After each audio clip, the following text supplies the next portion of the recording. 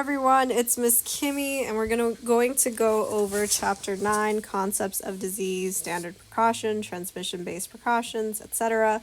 There's a couple of things I want to draw attention to. For instance, we will be covering disease, how diseases start a little bit, just to have that good foundation of what diseases are and how we as massage therapists can prevent them so we don't kill people by being nasty. Right, the first thing, of course, our sweet little introduction is going to be based on that massage is considered to be one of the safest and least intrusive, but most effective treatments to reduce pain and stress as well as increasing quality of life. Nobody comes to get a massage expecting that they're going to get another type of disease, especially considering we live in a world that was very much affected by COVID. We do not want to be propagating these stereotypes in the massage industry. So we are going to use measures that are going to reduce our disease transmission in the spa as well as manage medical emergencies. You will see that much later on when we do our CPR certification. Now, disease, of course, let's take the word disease apart, right? Disease. Dis, right, meaning something is not in harmony. And ease, meaning something is, working functionally, right? So let's put stress-free for an example. Right? This is very much a body that is not at ease. No ease in the body. So that is always going to be our main focus when we think about something in disease. This could be either that the anatomy of the body or the physiology, how the body works, is affected, right? Whether that is specifically the anatomical structure or the function. One of these two things is not working as it should. Now we have signs and symptoms, of course, right? Signs are going to be things that we can see, and symptoms are going to be things that we can feel, right? We do not diagnose. It is illegal for a massage therapist to diagnose. And we also cannot really give our opinions unless they are personal opinions and our client knows that this is, a person, a layman giving an opinion about what their condition could be, right? Because to diagnose, right, you have to be a physician or a medical expert. And you, of course, have to use your standardized diagnostic codes. So unless you want to go and become a doctor, a nurse practitioner, something more that you can build more upon that scope of practice, you are not allowed to diagnose anything. Now, illness, right? Typically, this is something someone identifies themselves, right? That's that I feel ill report, that you're not feeling good, right? However, a pathology is going to be the study of disease, right? Anytime you see the word ology, it is the study of, right? So ology always is going to equal the study of. Biology, right? Bio is living things. And of course, ology is the study of. So biology is the study of living things. Now, etiology, right? Etio or eti is going to mean, right, what caused it, right? So etiology is going to be what caused that disease, right? Pathological etiology is what caused a specific disease. Now, of course, we have a difference between diagnosis and prognosis. A diagnosis, very simply, I'm going to identify what the disease is. This is going to be an evaluation of signs and symptoms. You are also, of course, required to have some testing done, some exams done. This is why when you go to the doctor for your annual checkup, they're going to check your blood to check protein levels, your plasma. They're checking everything there to prevent you, hopefully in the future from contracting a disease. And if you're taking your annual checkups as you should, they should be able to tell you if you are prone to any, heart-based disease as well as genetic diseases. It's very important that if you are getting your annuals to talk about your family's genetics so that they can keep an eye out for that. Right? Our prognosis is very simply, we're going to tell you how the disease is going to progress, right? Very, very close look at the word prognosis. We see prog and we see prog again. Progress is prognosis, progression of what? The osis, the disease. Right? This is going to be based on the person's condition and typically the course of the disease. For instance, with cancer patients, when they're on their last, especially like stage 4, and they're counting the days to be expected in that person's life, what they have left. However, for instance, with other people who have other prognoses, a good example would be people who have hypocalcemia. Right? They're trying to tell how much calcium is in their blood, and the prognosis will be based on their treatment plan. Right? So when you have your treatment plan, typically this is to make sure that the prognosis, right, is only going to stay between, a couple of days. So a couple keywords with prognosis, right? How long, right? How long are you going to be sick for? Is this something that you can expect to be sick for months, right? What's going to happen to you, right? So, or do you expect that this disease that you may have is going to cause you lifelong disturbances, right? For instance, with people who have MS, specifically multiple sclerosis, if we don't know what MS is going to be a nervous system problem. And when you have a nervous system problem, this is going to go all over your body. So with someone who's just been recently diagnosed with an MS, they can expect that prognosis to be a little longer. It's going to take longer. This is what we're expecting. Now, our signs and symptoms, right? Signs are measurable. I can record a fever, right? The average, body temperature should be somewhere between 98.6 degrees Fahrenheit. If this is way high, let's say you're at 101.5 degrees Fahrenheit, you have a fever. I can measure that. This is something that I can get a thermometer, I can see it. With a rash, right, I'm going to be able, if this is someone's hand, for instance, excuse my drawing, I could see if there's a rash on their arm. It is obvious. I can look at it. With symptoms, right, this is apparent only to the person who's experiencing. When you have a headache, I can't see that you have a headache.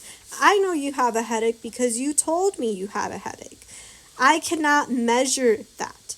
Right? Back pain is also something very subjective. This is what we're going to deal with our clients. When someone comes in for back pain, right, we can make, assumptions of lordosis, but this could also be because of stress. We have no way to indicate that someone is really feeling back pain, nausea, fatigue, or anxiety.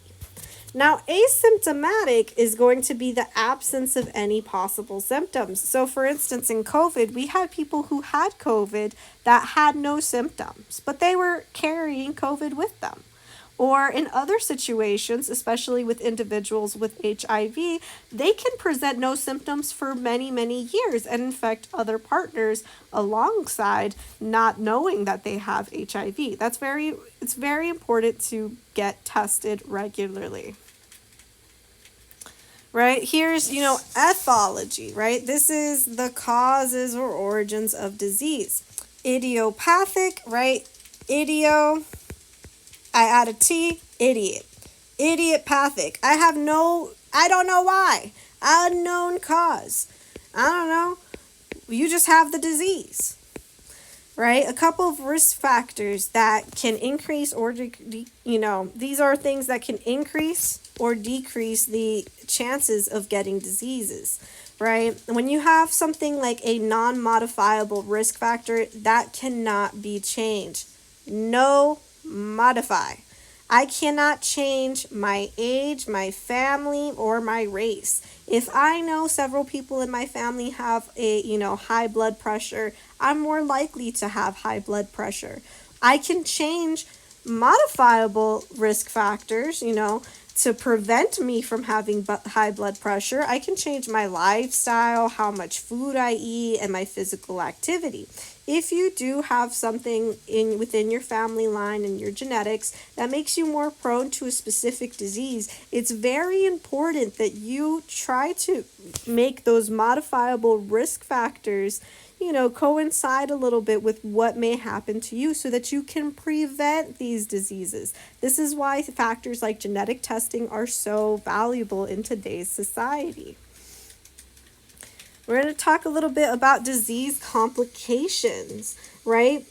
Yesterday we saw, a couple cute videos on congestive heart failures, and this always is going to happen after a heart attack.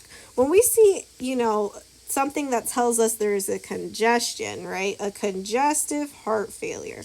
This is typically going to tell me that there are blood vessels that are congested, right? Either with fat or, sometimes there is cellular debris that can cause this, but that is a very, very rare occurrence. But typically we're going to say it's fat, cholesterol, etc. And so now, the heart itself isn't going to get the blood it needs because there is a congestion. Super, super simple. Now, this is typically going to happen after a heart attack or, it's very scary, especially if someone has a heart attack. Typically they also have high blood pressure or high cholesterol, so this factor of congestive heart failure is more likely to occur. We have, of course, local diseases, right? For instance, athlete's foot, right? It only affects the foot. Or with things like stomach ulcers, right? It's only going to affect that specific area of the body. It's not going to travel my body. However, systemic diseases, this is going to affect several body systems.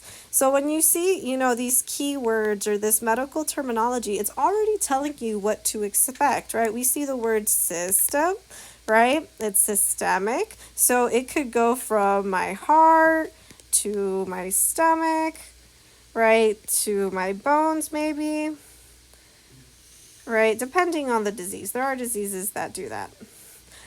Now, here we have systemic lupus, right, specifically systemic lupus erythematosus. This is going to, of course, we see erythro, right, this right here. Oh, my bad, right here. This is telling me a little bit about blood, right? So we're talking about systemic lupus. So it's going to go everywhere. How? Because of the blood. Now, going into disease outbreaks, this right here, you see how it says more often than expected? That's because if I get sick and I go to work, all of y'all getting sick. We all coming down together just because of the fact that, I got sick and I had a contagion. I was carrying pathogens that are infectious, and now we're all infected, right? That is not to be, mistaken for what is known as an endemic, right, which occurs in specific regions or populations, right? This is where, let's say, everyone in the town of Miami Lakes gets the same type of disease because we were all drinking poo-poo caca water and we all got sick. Right now, an epidemic is very different because this is affecting many people, right? So this is several regions, right? We've had several epidemics occur. I don't know if anyone really remembers of Ebola. Ebola was an epidemic that occurred in Africa, and it was killing a lot of people. A lot of people were very affected by Ebola, and that's why it was so scary, and the CDC was trying its best to keep it contained to one area. The reason that we went into shutdown was to keep this illness of COVID as an epidemic. Oh, sorry. Right? Now, a pandemic, this is going to be worldwide. You want to think a little bit about Pitbull. It's going to go Mr. Worldwide. Everybody's going to feel it. When COVID happened, this happened.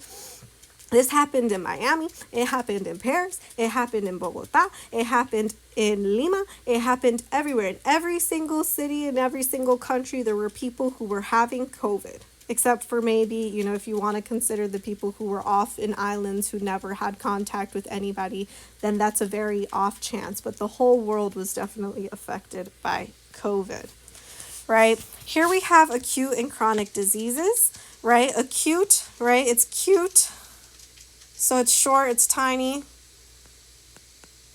Chronic, of course, a longer period of time. Right? An acute disease is sudden. It just suddenly happened. It's going to persist for about less than 3 months. This right here, that's an MBLEX question, my friends. Right? It's going to resolve or kill you. So you're either going to get better or you're going to die. One or the other. That's how an acute disease works. A big example of an acute disease that you either going to get better or die is gastroenteritis, otherwise known as the stomach flu. If I don't get the stomach flu treated and I'm constantly, losing my hydration because I'm, losing fluids from both ends, of course, there's the possible risk of death. Thank God for modern medicine. I can survive because we have medicine in place so that I can ensure my survival. A chronic disease is insidious. It's almost ominous. It starts coming up. It creeps up on you. You have no idea when it's going to start, maybe, if you're not being tested properly. Right? And then these symptoms increase. But it's not going to just increase out of nowhere. It's going to be it's going to increase gradually over time. Right? So sometimes, what starts as a little bit of a backache becomes a persistent backache that you start having for years and years. And then you forget how it felt before you had back pain. Right? This can be, of course, lifetime. Right? It could last for a long, long time. A lot of people are in pain. It's very important to have a nice space in your mind for these people so that when you do encounter someone who presents with a chronic illness, such as osteoarthritis, which is the degenerate, this is a bone degenerate disease, right? We know how to deal with these people. Right? Morbidity, right? We hear that word morbidity. Every time I hear the word morbidity, people will typically remember, right, morbid obesity, right?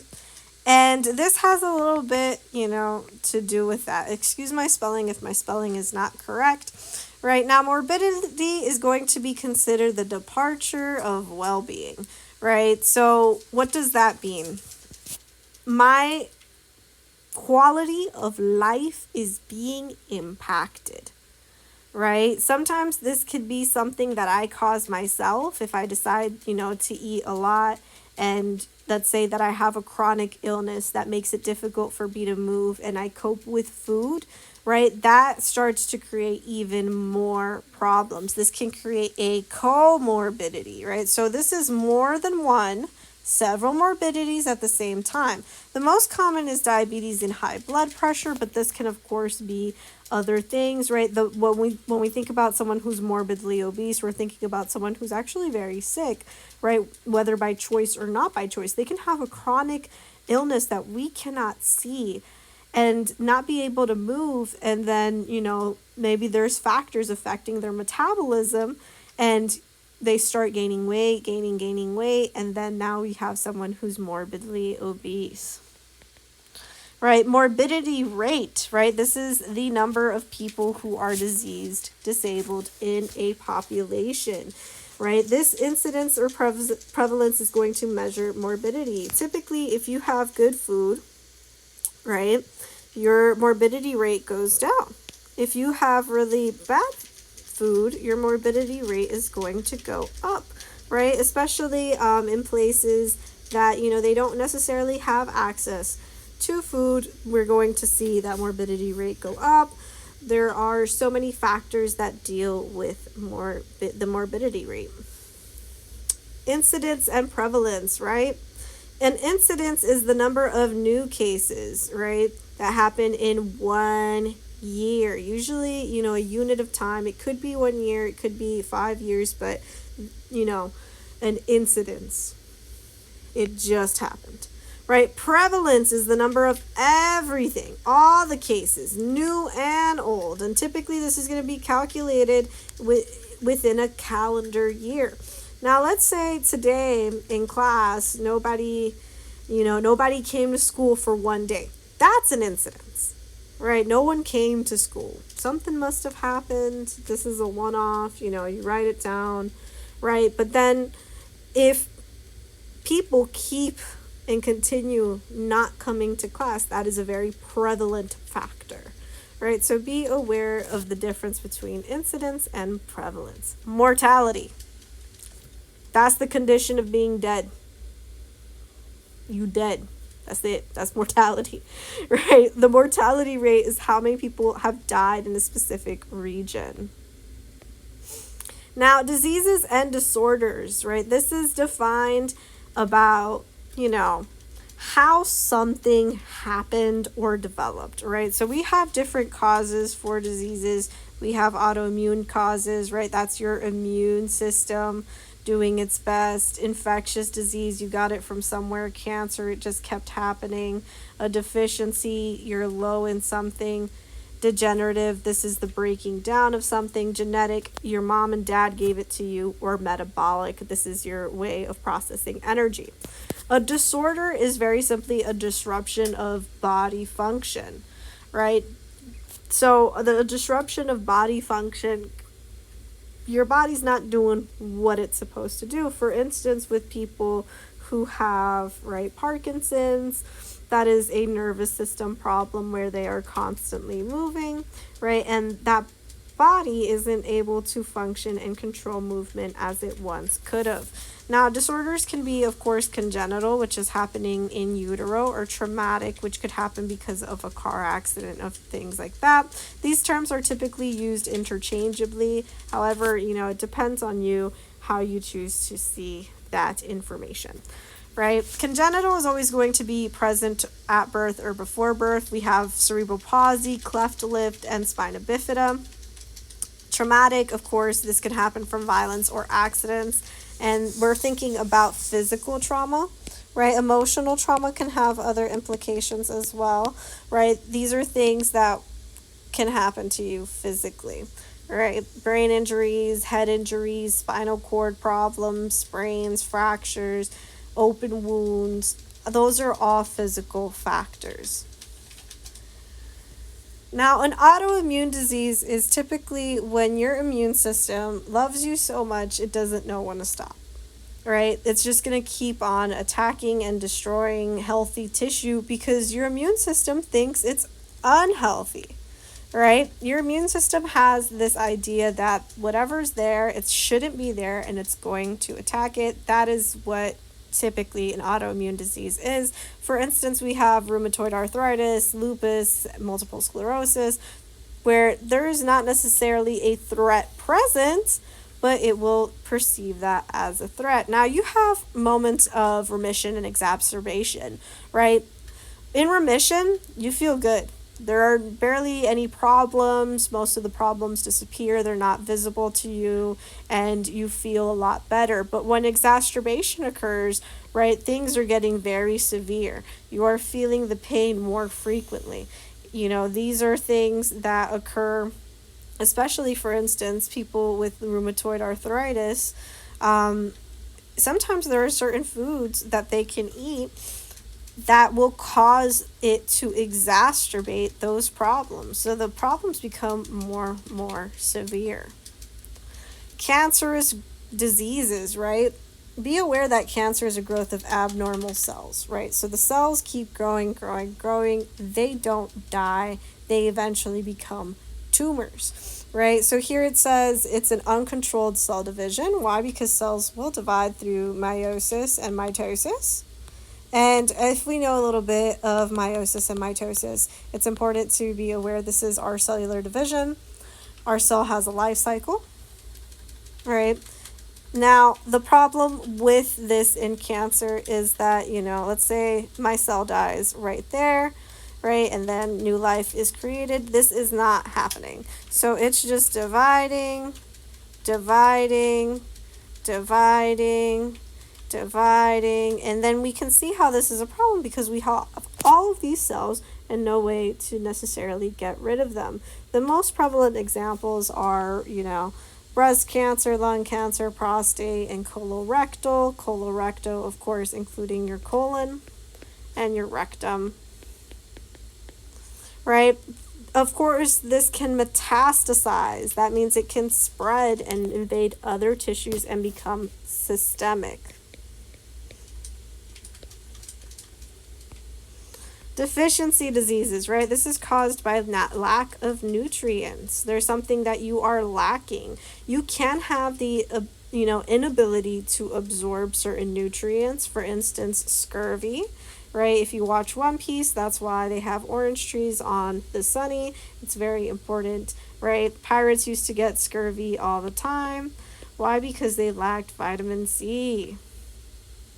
Right, and then of course there's pernicious anemia where you cannot absorb vitamin B12. Vitamin B12 is going to help you deal with specifically iron. So these people will have a type of iron deficiency. A degenerative disease. This is breakdown of or creating overuse. Right, this could be done because of aging. This can also be because of other factors. We as massage therapists are very prone to these two types of bone degeneration and joint degeneration, right? You can develop osteoporosis and osteoarthritis from constantly working in this industry, right? And then of course we have Alzheimer's and Parkinson's, which is neuro, so that means our nerves. And it's degenerating, right? So it's neurodegeneration.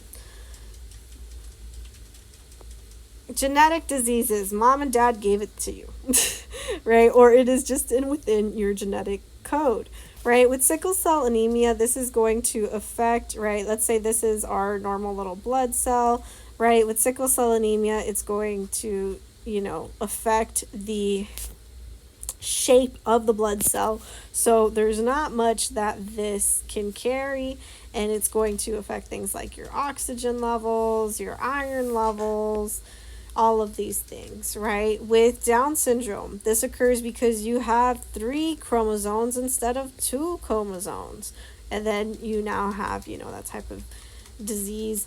Cystic fibrosis, this is when, you're producing abnormally thick respiratory or digestive secretions. Metabolic diseases.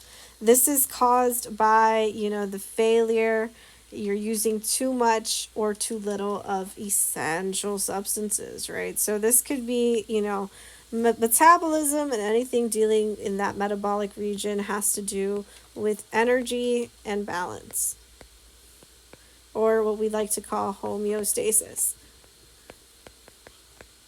Right, so for instance, with Cushing's disease is going to make your adrenal glands produce too much cortisol, one of the stress hormones. So these people tend to be very stressed, but besides that, they tend to have other, systemic issues following Cushing's disease. And then, of course, we all know about diabetes, where the pancreas isn't producing enough insulin to take care of your blood sugar levels.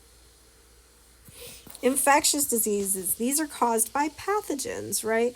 Pathogens are, a biological agent, so they're capable of causing certain diseases like viruses, bacteria, fungi. All of these are, we treat them in different ways. Of course, with viruses, we're going to have antivirals. With bacteria, we're going to have antibiotics. And then with fungi, we're going to have, antifungals, right? Now we have healthcare associated infections, right? Which these are things that acquire while receiving healthcare. You're at the ER, your doctor wants you out, right? They don't want you to get sick. Why? Because there's a lot of people with infectious diseases at the ER. They don't want you to catch any of those, right? Way back in the day, we used to call these nosocomial infections. We no longer call that, it no longer goes by that name that frequently. Most of the time we will refer to them as healthcare associated infections. People can get, a UTI from the use of a catheter, or, their surgical site could have an infection. And of course, there is things such as methicillin resistant Staphylococcus aureus, otherwise known as MRSA.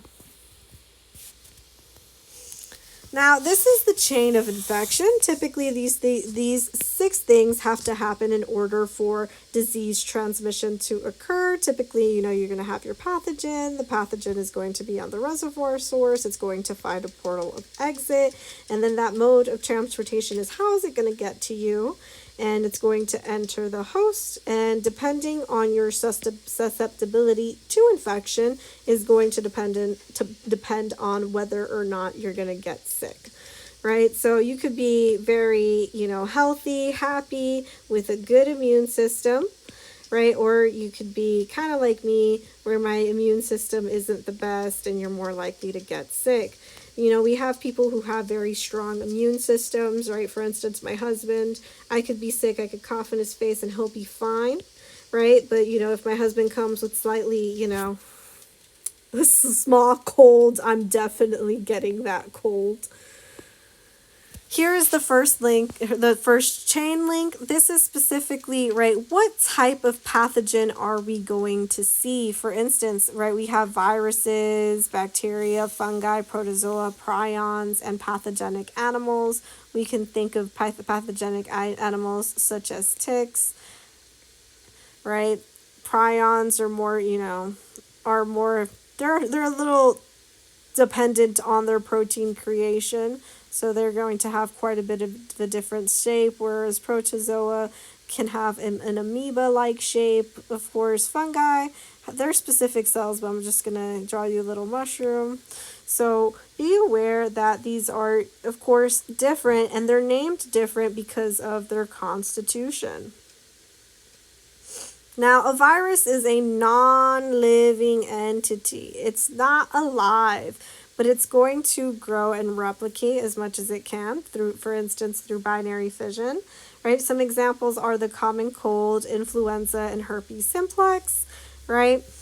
Bacteria, this is a single cell organism, and we have good bacteria and bad bacteria, right? Be aware that typically you can have an overgrowth of good bacteria that can become bad because you just have too much of it. Some examples of bacteria, diseases are boils, impetigo, tuberculosis, and gastroenteritis. And then, of course, with fungi, this can be identified as molds, yeast, and dermatophytes, also known as tinea. Anytime you see the word tinea, you want to think of fungi. Right, it's one of the only medical terms that is not necessarily obvious. Some examples are thrush, ringworm, and athlete's foot. Now, protozoa is a very simple, most simple form of animal life, right? For instance, we have amoebic dysentery and malaria. Prions, they affect the central nervous system. These are sneaky little types of proteins that will go into your body and affect it. One of the most common prions that we know of is mad cow disease, or bovine spongiform encephalopathy. And then, of course, we have Jacob's disease. We also have pathogenic animals. These like to live inside us. For instance, right, ticks are a pretty common pathogenic animal, right? They like to come up on us and our blood. So once that happens, if they're carrying a specific pathogen, they like to some ticks actually like to bury their heads in you and lay eggs within you. So that's a little gross, but this is a pathogenic animal. It's going to live you and use you to make babies, right? That's why it's for nourishment and replication. So some things to be aware of course, we have intestinal worms, lice, and scabies.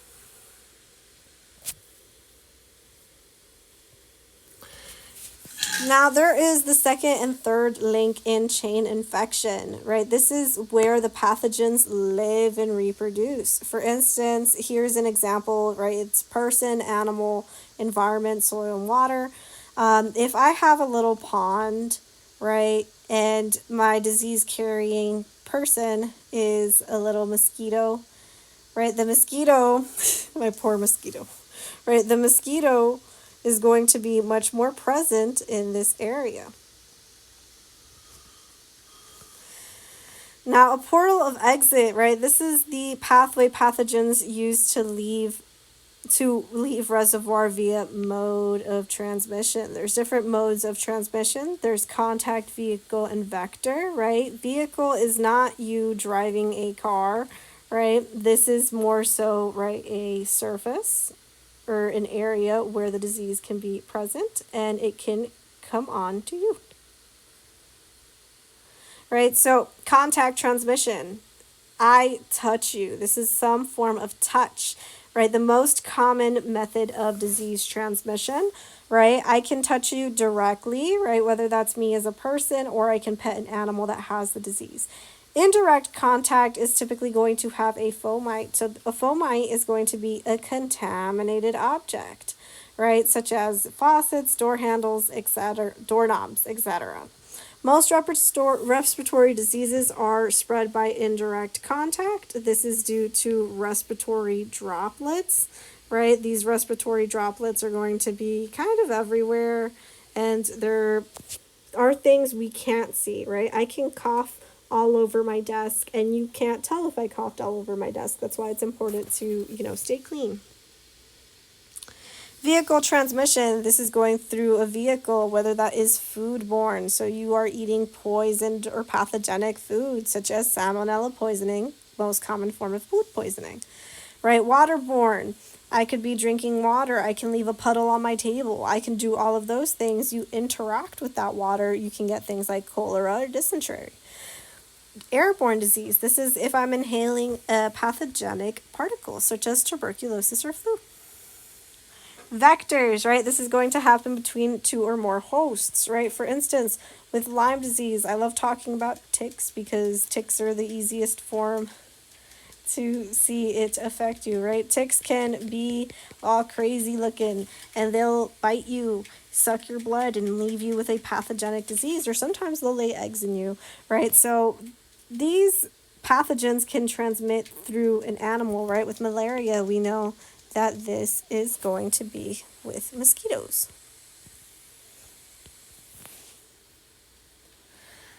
The last two links of chain infection, of course, are portal of entry. This is how it's going to enter, whether that's your mouth or your nose. Right? And host susceptibility, right? This is how vulnerable you are to the disease. Right? For instance, if your immune system is good, you're probably not going to get the disease. If your immune system is bad, you probably will get the disease. Right? Good meaning that it's very strong and working as expected. Right? Weak, not so much. These people are compromised or immunosuppressed. Of course, we have infection and inflammation, right? And if infection occurs if the pathogens overcome you, right? So your immune system isn't defeating the war against the pathogens. This is going to, of course, be based off of your immune system and how strongly pathogenic the pathogens are. Right? With your incubation period, this is going to be the time between your exposure and the appearance of the signs and symptoms. Right? Inflammation, what was once a normal foot now looks like a huge foot. Right? Inflammation, very simply, is a protective response to tissue damage. Right? The body is going to repair itself and replace those damaged cells, and do what they need to do. However, this can happen a little bit, all over, not necessarily all over the place, but like it can happen very dramatically, right? And typically, if it's now widespread and systemic, meaning your whole body is feeling it, you're going to have a fever, right? Headaches, body aches, fatigue, malaise, and a loss of appetite. Treatments of diseases, right? Of course, we talked a little bit about this, right? Antivirals, right? This is for viruses, right? Antibiotics is for bacteria. Antifungals, of course, is for fungi. and anti-parasitics are for parasites. Right? Of course, colds will typically resolve on their own if you are not immunocompromised. There are a couple other treatments available. We have physical rehabilitation for certain traumas, counseling for the emotional traumas, patient education because sometimes you're the problem, and then surgery because sometimes we really need to fix the problem. Now, the standard and transmission-based precautions, right? Standard, right? This is everybody got to do it. This is the standard. This is what is expected. We use standard precautions to minimize infection. Well, these are the minimum infection control practices, right? We want to minimize the transmission of disease. This applies to all clients regardless of suspected or confirmed infection status. Just because you're clean doesn't mean I'm not going to clean up after you, right? That's just nasty and that can cause a problem. But if you're clean, I'm clean, cool, I clean the table. Next client, no problem. We're happy. Everyone's happy, right? But let's say now we have a client that's clearly not doing great, right? And then they come on the table. I'm going to have a different set of standard, right? These are transmission-based precautions, right? This is when someone we expect is infected. Right? Now, make sure that you are washing your hands. Don't be nasty. All good massage therapists have clean hands. We also want to make sure that we use our personal protective equipment when necessary. If someone keeps telling us that they have allergies and we have no real way to check, I'm going to wear a mask to protect myself. Of course, practice respiratory hygiene, cough etiquette. There's no way on this green earth that I'm going to cough into my hands and then keep massaging my client without washing my hands. That's just nasty. Don't be nasty. That's how people die. Right? Proper cleaning and disinfecting. We are going to clean all contaminated surfaces and shared electronic equipment. There's a big difference between cleaning and disinfecting, right? Cleaning is very simple, right? You're using a soap or a detergent with water and friction, and we're removing what is visible, right? Whether that is soil, blood, and other substances. However, this doesn't necessarily destroy the pathogens. That is the job of disinfection, right? Disinfecting is going to use chemicals to destroy, right? Let's plan mass destruction against the potential pathogens. Very simple. This can also include heat, right? However, that is not necessarily common in the spa industry. In the spa industry, we use things like Lucocide to be able to kill all potential pathogens.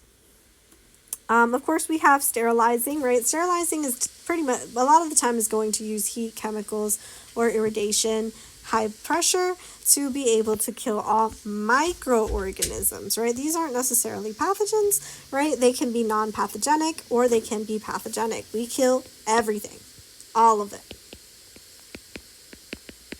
To sanitize is very simply we're removing impurities and harmful agents, right?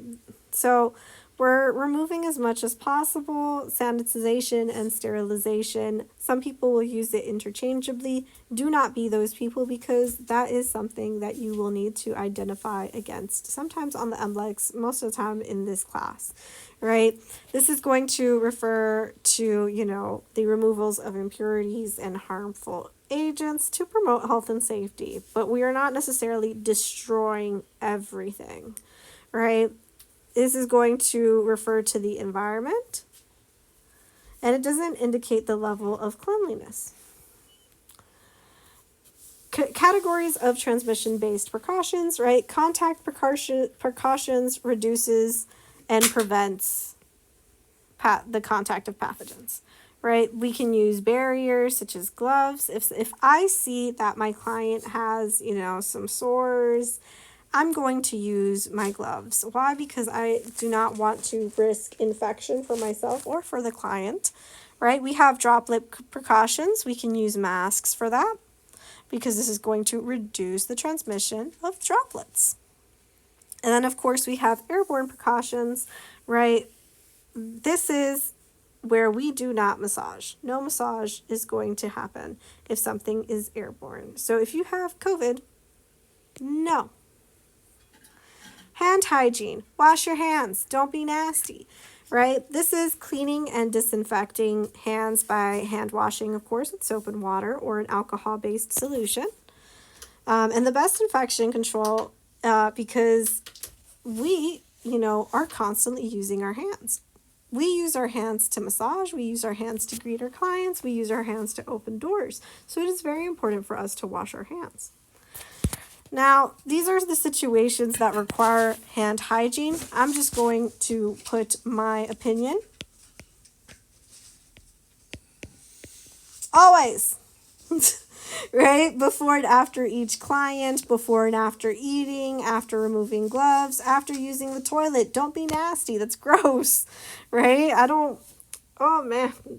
Every time I shake someone's hand, I wash my hands because I don't know if you just came from the toilet and done did your dirty business and now I got to deal with that.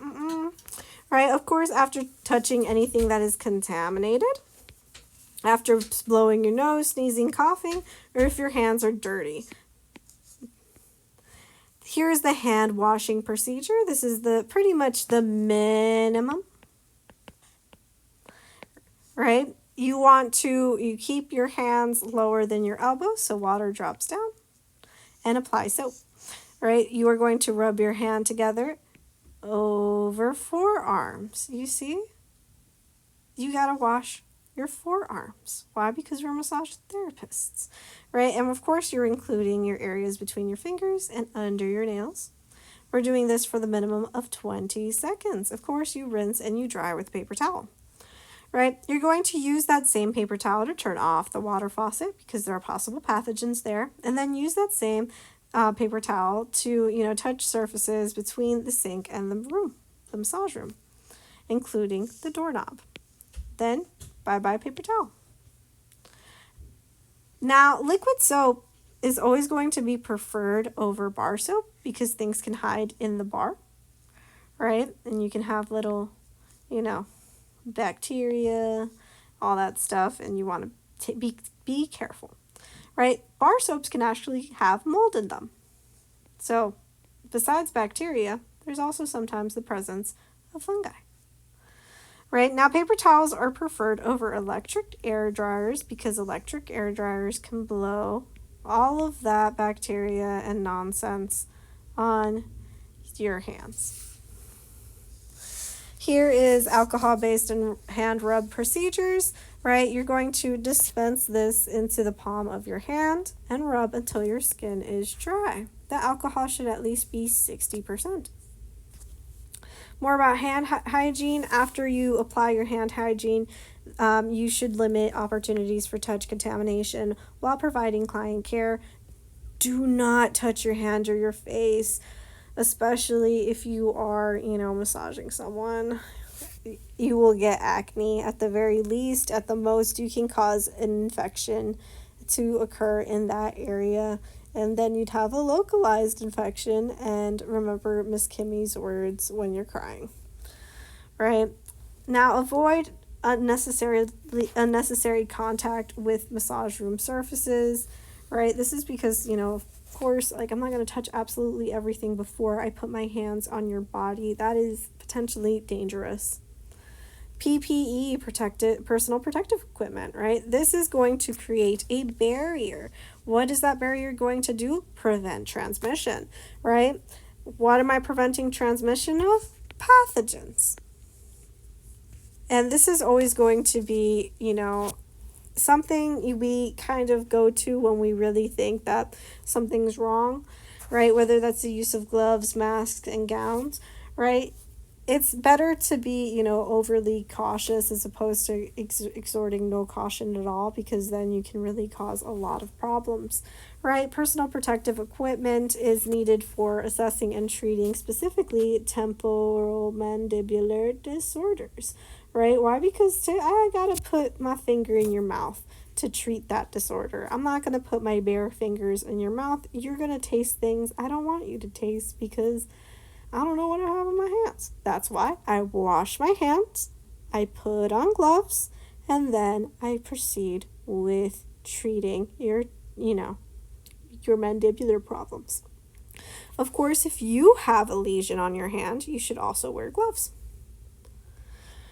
Right now, of course, you're going to remove your gloves. This is also known as doving, to avoid contamination from a glove surface, and perform hand hygiene after, after, and before, right? Before you touch any surfaces and all of that, to provide the same care.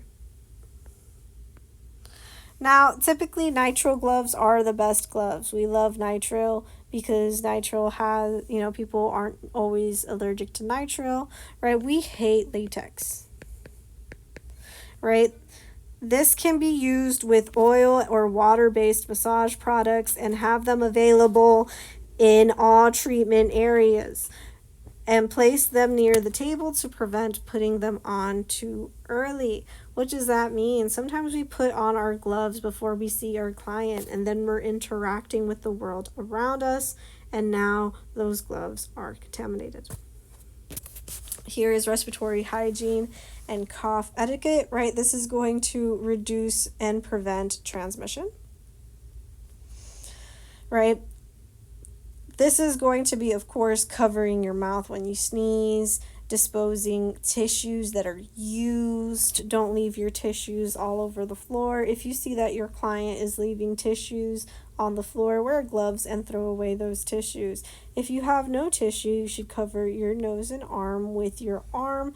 And of course, if you are massaging, that means you have to wash yourself, right? Wash. Right? Disinfecting procedures for surfaces, objects, and laundry, right? Contaminated surfaces, reusable objects, or laundry have to be disinfected before you are reusing them, right? Contamination occurs when they come into contact with specifically blood-tinged saliva, infected skin, or respiratory fluids. This could also be bodily fluids that I will not discuss here. Uncontaminated items should always be clean, and be aware that this is the norm of the job. Hard surfaces, right? We are using disinfectants that are registered with EPA, so they're the Environmental Protection Agency. They should be good. That could be diluted bleach, alcohol, or alcohol-based wipes. A bleach solution. This right here is very important, right? I can use 5 tablespoons or 1/3 a cup of bleach per gallon of water. So less bleach, more water, right? 4 teaspoons of bleach per quart of water is another conversion, and this will be effective for up to 24 hours. The disinfection procedure, we're taking from, work from clean to dirty, and we're going to allow to air dry and remove anything that could have been, infected, whether that's gloves, paper towels. I'm not going to remove my gloves and leave them on the table. No, right? I'm going to remove that, throw it away. Right? Now, perform hand hygiene before touching any surface once you are done. Sharing electronic equipment. We don't necessarily share too much electronic equipment, but we can. You're always going to follow the manufacturer's instructions based on how to clean it. If there is a specific cleaning solution that has to do with that electronic equipment, I would recommend that. But if no guidance is provided, we use 70% alcohol or wipes so that we can disinfect and, of course, allow to air dry. Sometimes people will try to run a paper towel over it to dry it quicker. That can actually cause a fire. Soft surfaces, right? We clean it with soap and water if appropriate. Laundered items, right? Anything laundry. Read the instructions and use the warmest water setting and dry those items completely. Why? To avoid fungi. Reusable objects. We can immerse an object in alcohol for about 5 minutes. For instance, I use a rock blade, which kind of looks like this, right? Where this area I apply onto the skin. I dunk that into a cleaning solution. I use isopropyl alcohol myself, and so that's where it'll typically go. And I'll leave that for 5 minutes. Hydrogen peroxide is pretty decent. Sometimes it can wear and tear some of your tools, depending on what your tools are made out of, a little bit quicker. That's why I prefer alcohol. Now, if you're using bleach, that's a 1 to 10. So 1 bleach, 10 water for 5 minutes. And of course, you're going to allow these objects to air dry. Laundry.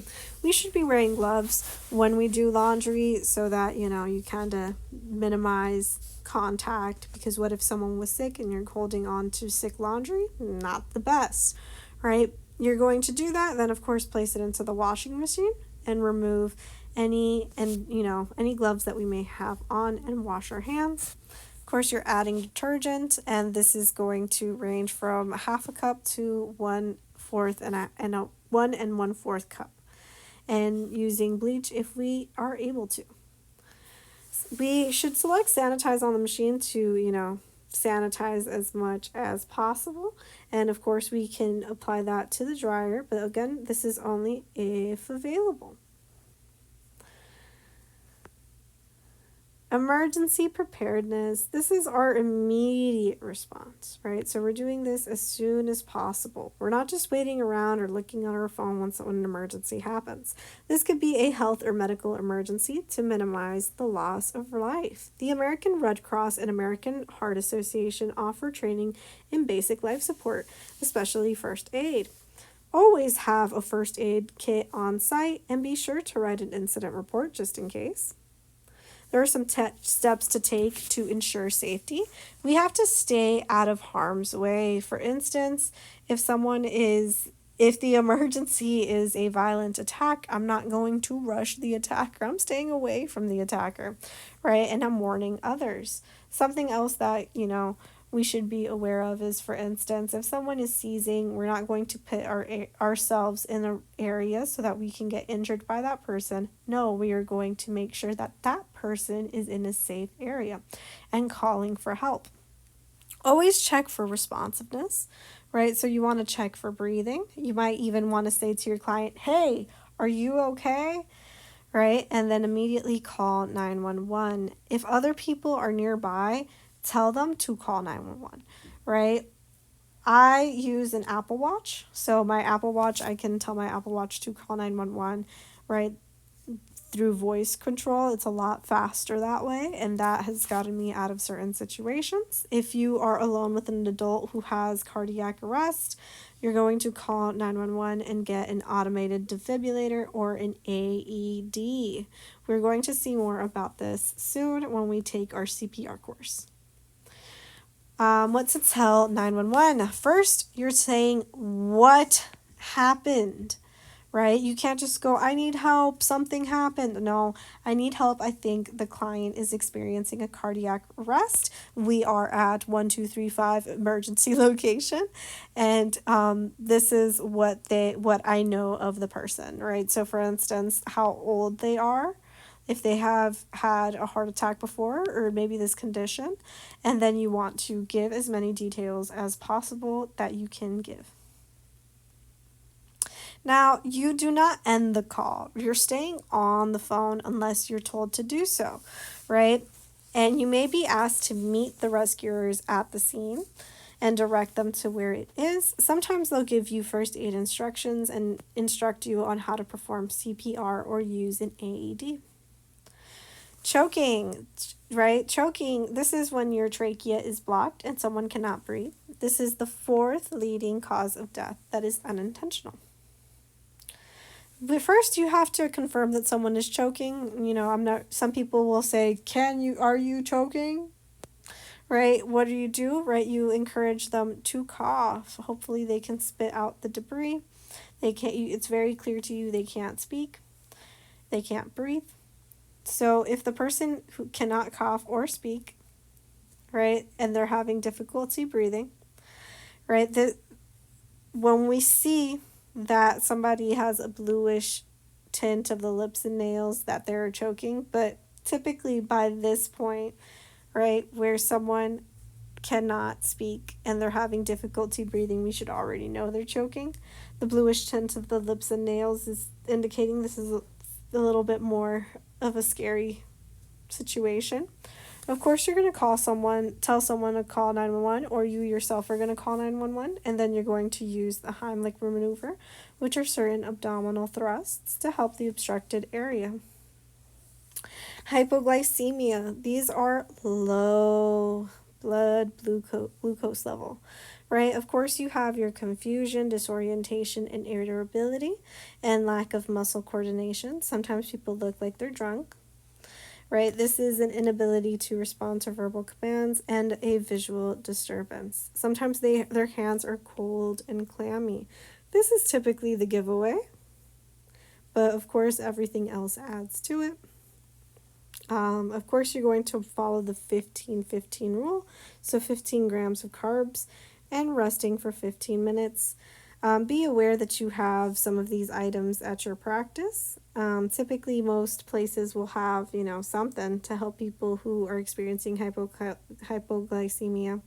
This could be a 4 ounce of fruit juice, half a can of soda, regular soda, not diet, 7 to 8 gummies of Lifesavers, and 1 tablespoon of honey, sugar, or jelly.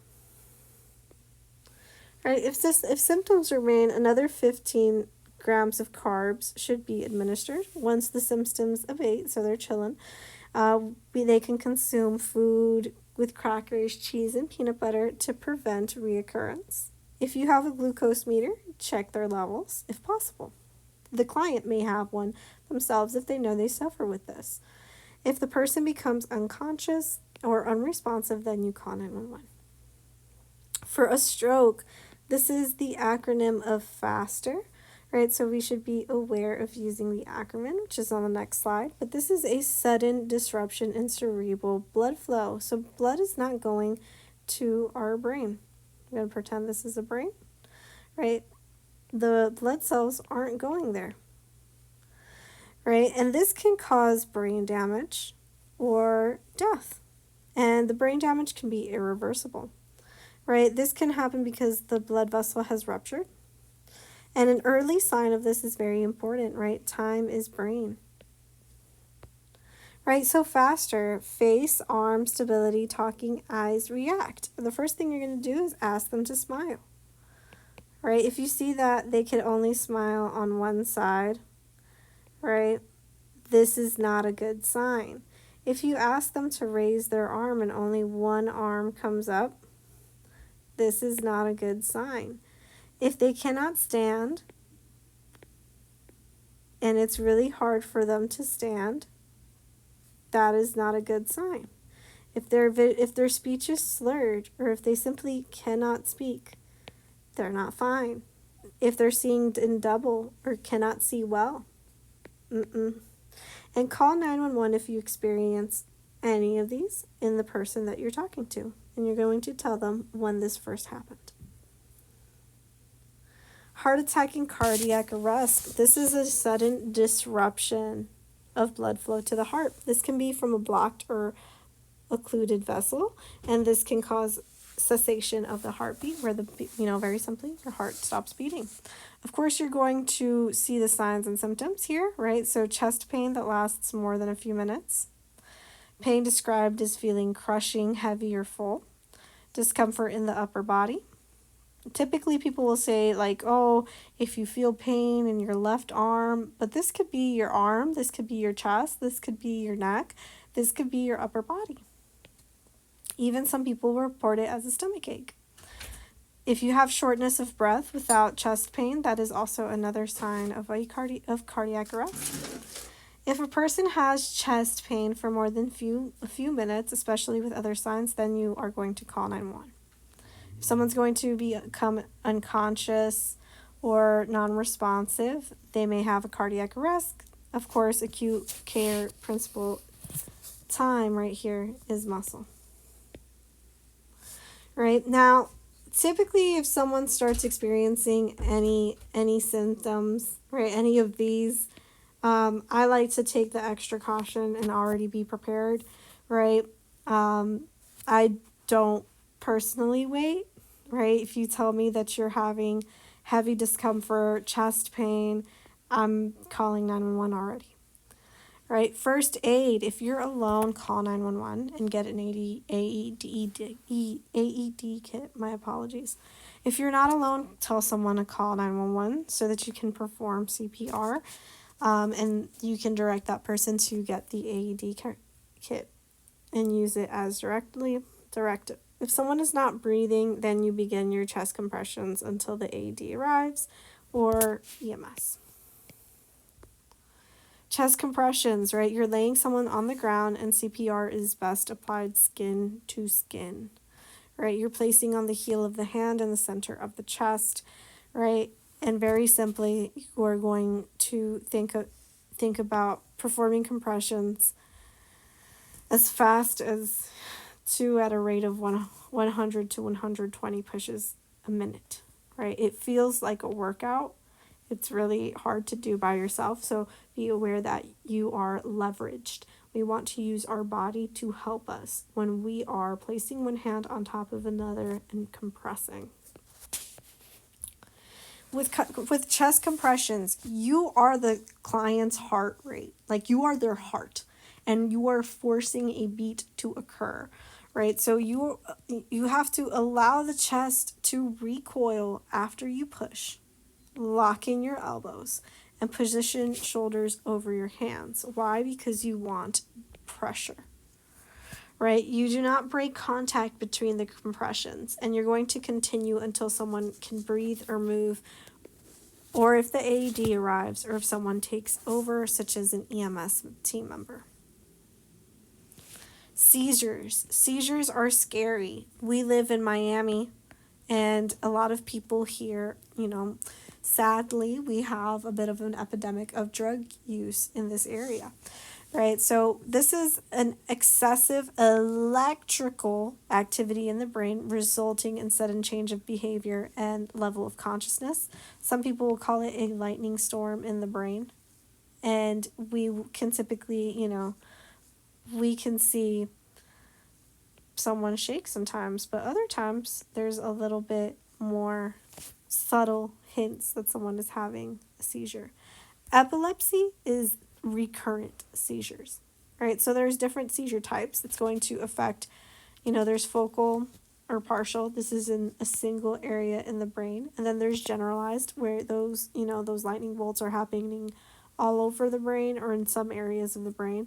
And that's about 30% of cases, right? We have tonic-clonic seizures, which are, produced by the contract and relax pattern, including a loss of consciousness. We have the tonic phase is the muscle contraction. Tonic, tone, muscle tone, right? So the muscle is contracting by itself. And then the clonic stage is it's contracting or relaxing. Right, we have postictal phases, which are the post-seizure period. Some people will say they have a haze after they have a seizure. Now, the first thing you're going to do is stay calm. Do not panic, right? You are timing, right? As soon as you see it happening, look at the clock, make a mental note. Well, go right down, right? Because it's very important to know how long someone is in a seizure for, right? So you're making sure of the time length of the shaking phase. You're gently going to place someone on the floor if possible and roll them onto their side. And you're going to stay with that person until it's over. When a seizure has ended, you're going to place them into the recovery position if possible. Call 911 if this is their first seizure or you don't know. Sometimes we don't know when a client is going to have a seizure. If the seizure is going to last more than 5 minutes or repeats immediately, we have to call 911. If we can't wake up the person, or if the person vomits or is injured, we need to call 911. If the person has another medical condition, such as diabetes, heart disease, or is pregnant, we have to call 911, and we have to let them know how long the seizure was. That's why it's so important to realize when this is starting. You have to avoid restraining the person. This sounds counterintuitive, but it is the best response because this can provoke an aggressive response from them. Some people are like, oh, let me put a wallet into their mouth because they could bite off their tongue. No. No. You can get bitten, and this could actually hurt the client and damage their teeth and make the seizure worse, or maybe we could obstruct how they breathe. Just don't do that. And then, of course, you're not going to give the person any water, food, or medicine until it's over. If you're seizing and someone tries to give you food, you're not going to be grateful for it. You might choke on the food and die, right? Because we have to wait for them to be alert. And this is the end. Thank you. I know this video was a little sloppy, but I tried my best. So I hope you enjoyed the video, and stay safe.